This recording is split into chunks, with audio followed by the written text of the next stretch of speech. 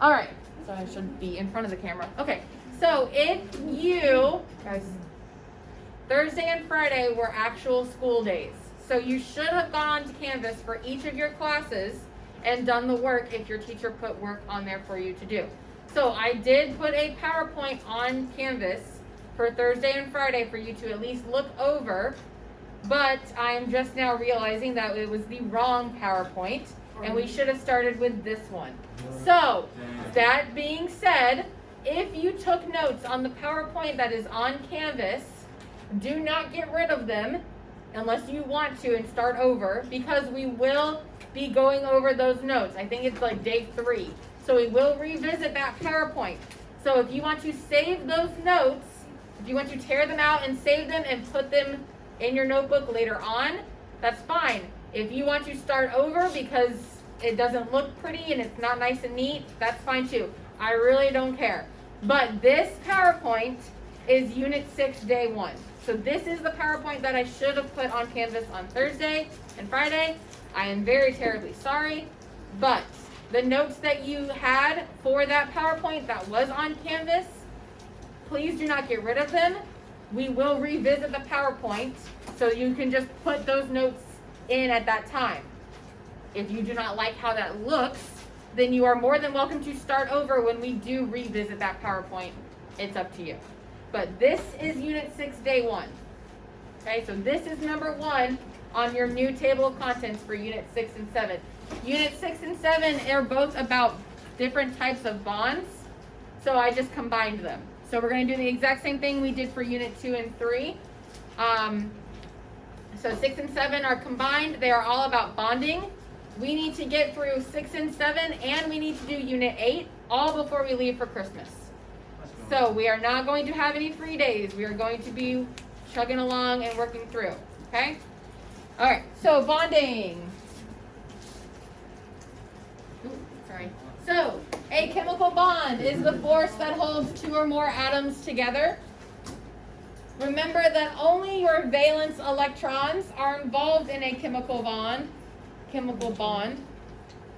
So only your valence electrons are going to participate in a chemical bond. And we have to keep in mind our octet rule.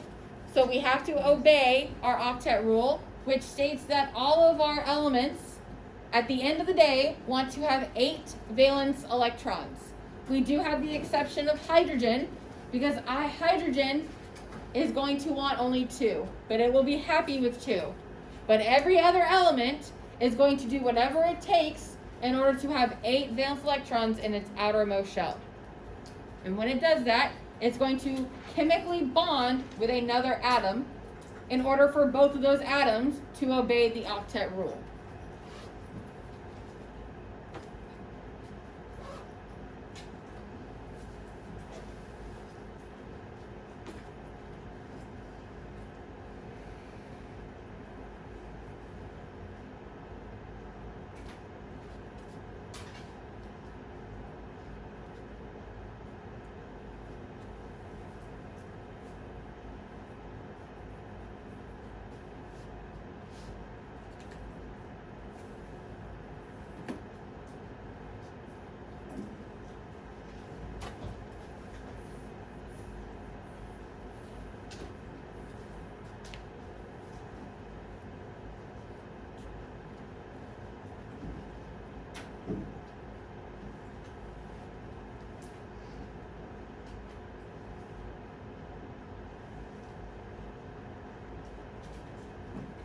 So your chemical bonds are only between valence electrons, and your chemical bonds are going to obey the octet rule, which states that your atoms want to have, at the end of the day, at the end of that bond, after they bond together, they all want 8 valence electrons. But your exception is hydrogen, because hydrogen is happy with only 2.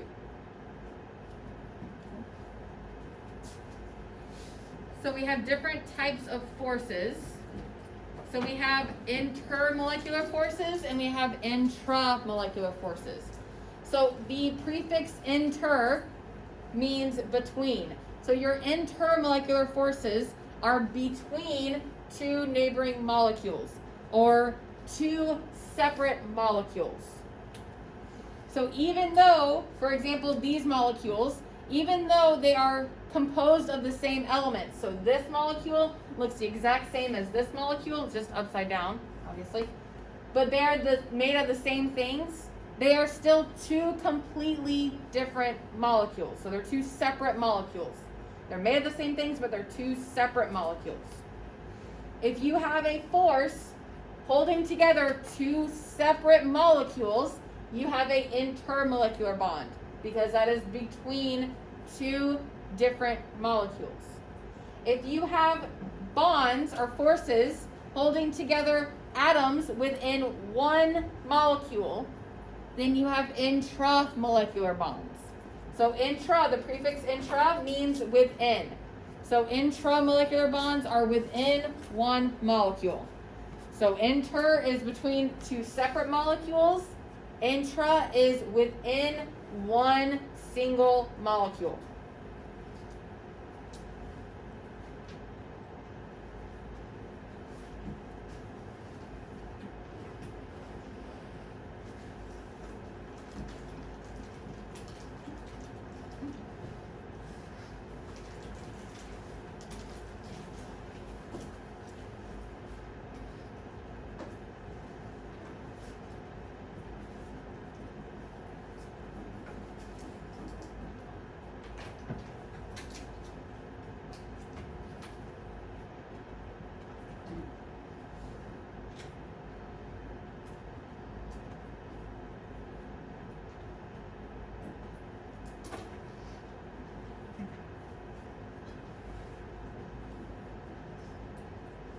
So the types of bonds that we are going to be talking about are intramolecular bonds. So we are talking about one molecule, the bonds inside one molecule. So we have different types of bonds. We have ionic bonds and we have covalent bonds. Ionic bonds are formed between a metal and a nonmetal. So you're going to have to keep in mind your information or your knowledge from last unit, because you need to be able to realize if an element inside your molecule is a metal or a nonmetal. So remember, if it's on the left-hand side of the periodic table, it is a metal. If it's on the right-hand side, to the right of the staircase, so remember your staircase are your metalloids. If it's to the right of your staircase, then it is a nonmetal. So if you have a metal and a nonmetal coming together to make a chemical bond, that is called an ionic bond. And if you have two nonmetals, so both of your elements are on the right-hand side, if you have two or more nonmetals coming together to make a bond, that is a covalent bond. When your ionic bonds form, they are going to be called polar bonds. Your ionic bonds will always be polar, because a polar bond has an unequal sharing of electrons. So you end up having a positive end and a negative end. So ionic bonds are between a metal and a nonmetal, and they will always be polar. Your covalent bonds are always going to be between two or more nonmetals. And this says that they are nonpolar, but they can be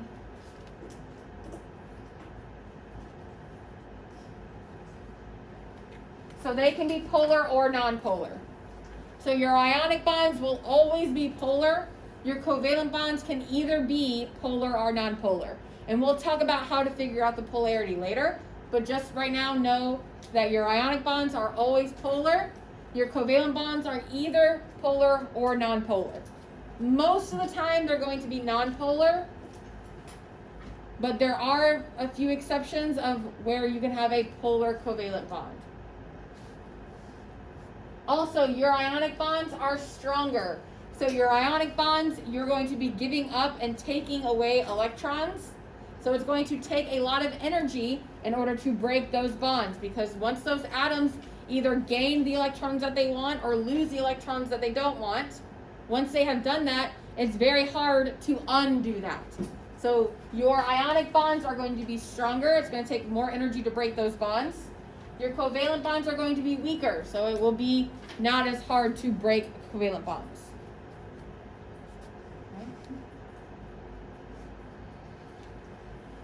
So covalent can either be polar or nonpolar. Ionic, however, will always be polar.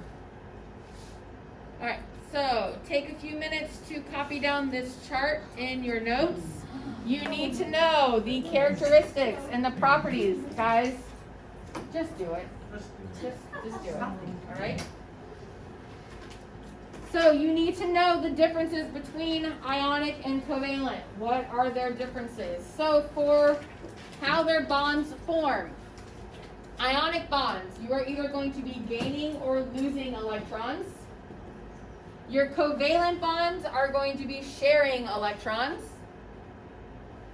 Is it polar or nonpolar? So our ionic bonds are always going to be polar. So you can put always. But our covalent bonds are either going to be nonpolar or polar. So they can be either or depending on what elements you have in that molecule. And then your ionic bonds. Your ionic bonds are always going to be between a metal and a nonmetal. Your covalent bonds are always going to be between two or more nonmetals. The state of matter. So is it a solid, a liquid, a gas at room temperature? So these two properties are at room temperature. So at room temperature, your solids or your ionic bonds are usually going to be solid crystal lattice.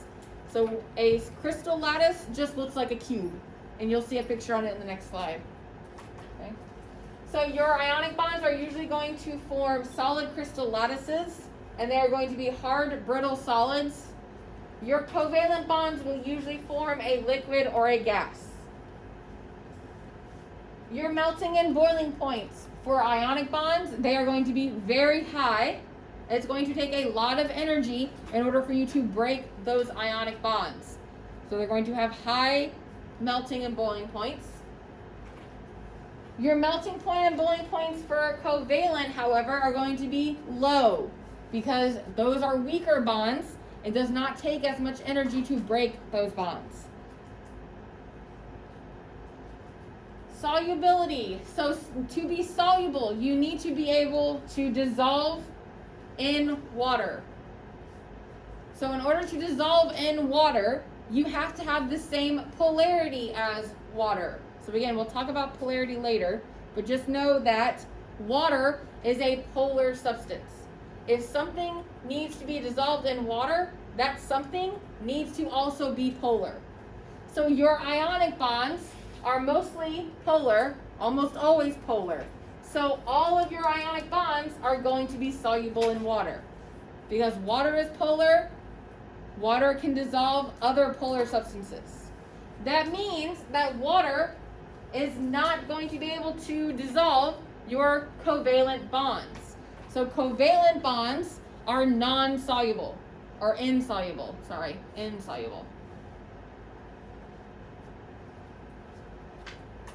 And then conductivity. So remember, conductivity means that they are going to conduct heat and electricity.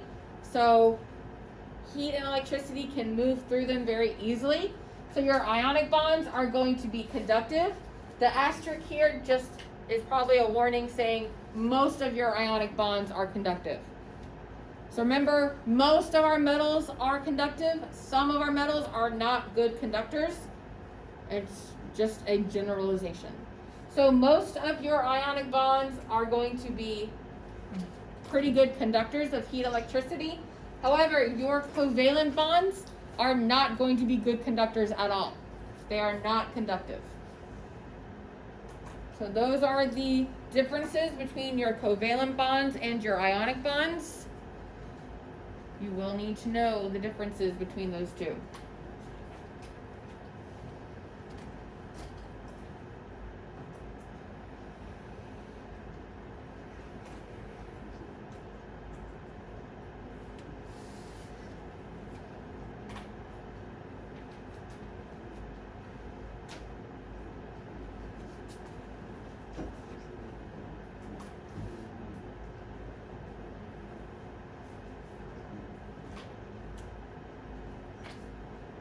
get hyped talking about chemistry? like, do you get hyped? Do you get as hyped as me when I talk about Naruto? All right. So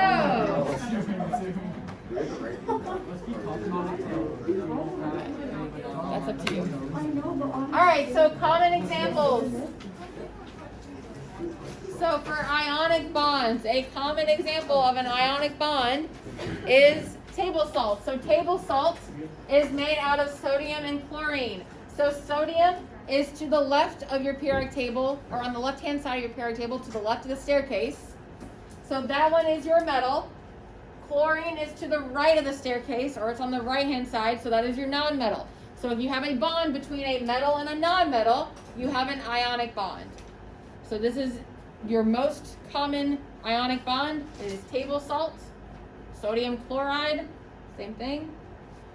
And then these are the properties of table salts of sodium chloride. Now, you do not need to know these specific numbers. You just need to remember that ionic bonds have a high boiling and melting point. You also need to know that they are conductive and that it's soluble in water. But these properties are for ionic bonds in general. You do not need to know the specific numbers. Just know that it has a high boiling and high melting point.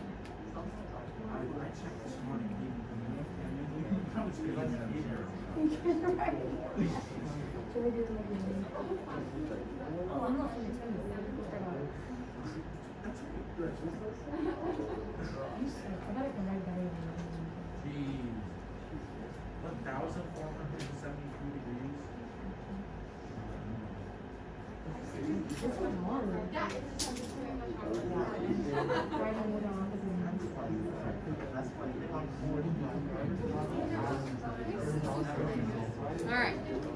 So a common example of a covalent compound. So your covalent compound. So oxygen is called a diatomic molecule. So remember, diatomic means that you have two, because the prefix di means two. So diatomic means that you have two atoms of the same element bonded together. So oxygen is a diatomic molecule. So it's going to form a bond between two oxygen atoms. So oxygen is a nonmetal. So both of our atoms are nonmetals. So that means we have a covalent bond. And then oxygen's properties are listed below. So oxygen gas, oxygen O2 is a gas at room temperature. Its melting point and boiling point are very low. Again, you do not need to know the specific numbers. Just know that your covalent bonds have a very low melting and boiling point compared to your ionic bonds. And then make sure you know that your covalent bonds are not conductive, whereas your ionic bonds are conductive. So ionic is metal and a nonmetal bonding together to make a polar substance or a polar molecule. Your covalent bonds are between two or more nonmetals. They can either be polar or nonpolar. Most of the time they will be nonpolar, but we do have exceptions to that rule. So there is a such thing as a polar covalent compound. But most of the time it will be nonpolar. And then your ionic bonds have high melting and boiling points, and they are usually solids, and they are usually good conductors. Your covalent bonds are going to be either a liquid form or a gas form. They're going to have low boiling and melting points, and they are going to be not good conductors, or not conductive at all. And I thought there was one other thing. I think that's it. Yeah. Fine.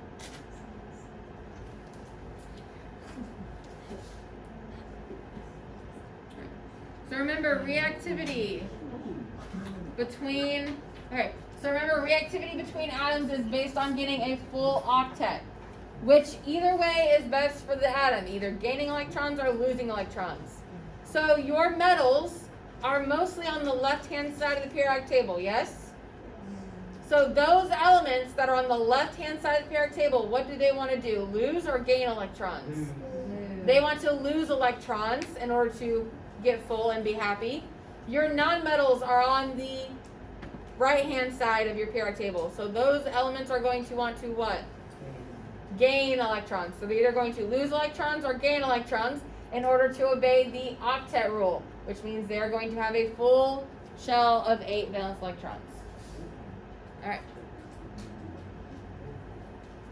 So, okay. So ionic compounds. You have a metal and a nonmetal. Your metal is going to lose electrons to become positively charged. So that is when we talked about our positive ions. So this is if you just have metal ion by it, or the metal atom by itself. And then your nonmetal is going to gain electrons and become negatively charged. So we talked about this last unit, cations versus anions.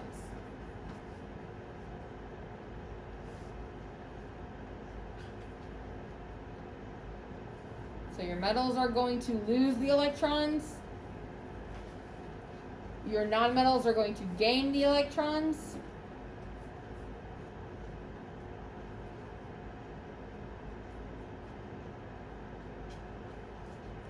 But they're going to form a bond, and that bond is going to be an ionic bond.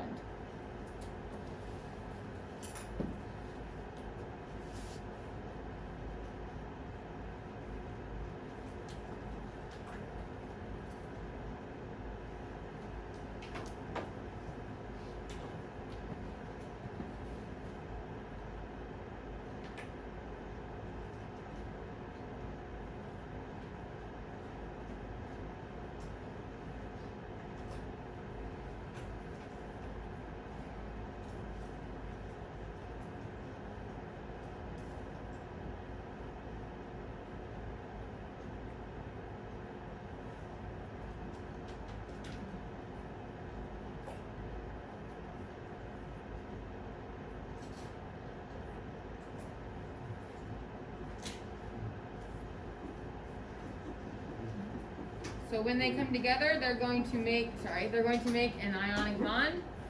So that ionic bond is an attraction between oppositely charged ions. So a positive ion, or a cation, and your negative ion, or your anion. So an ionic bond is between a metal and a nonmetal. Your metals are going to be more positive. Your nonmetals are going to be more negative. So we have cations and anions.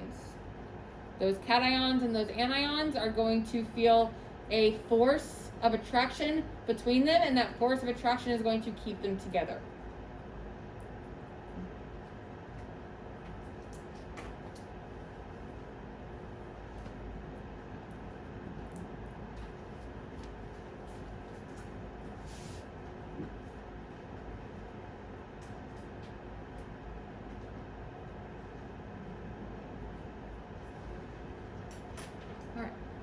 So we have things called oxidation numbers.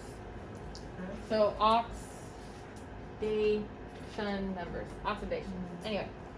So your oxidation numbers are your numbers of electrons that an atom is either going to gain or lose in order to create that full octet.